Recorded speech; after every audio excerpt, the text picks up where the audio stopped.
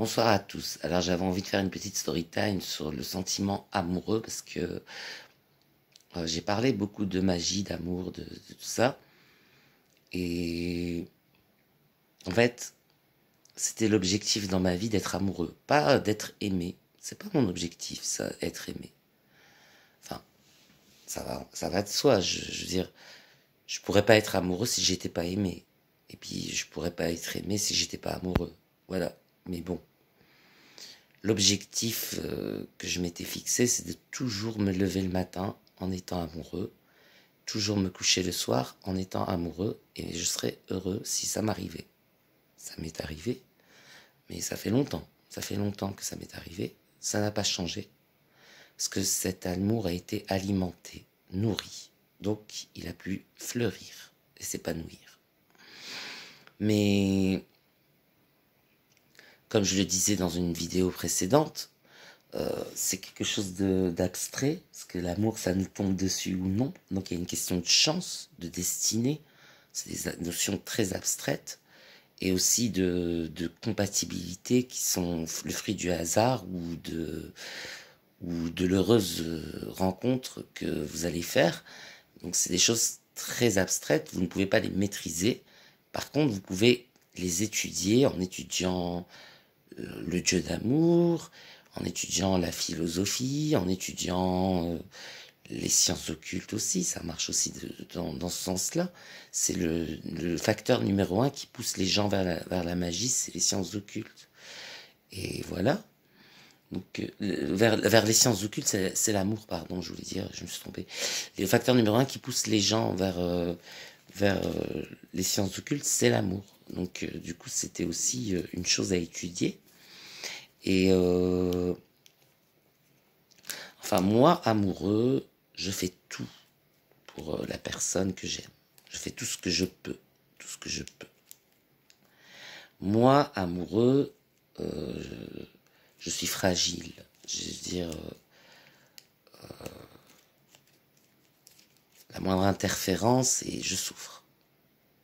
Interférence, c'est dire que si j'arrive pas à communiquer avec la personne que j'aime, de quoi que ce soit, ou si quelqu'un est là quand je veux communiquer, ou si il y a des interférences de la sorte, je souffre. Je souffre. Moi, amoureux, j'ai peur de l'abandon, parce que j'ai pas eu de chance quand j'étais enfant, j'ai pas eu de papa, donc du coup, j'ai un peu peur de l'abandon. Mais moi, amoureux, par contre, je donne tout. Je ne refuse rien.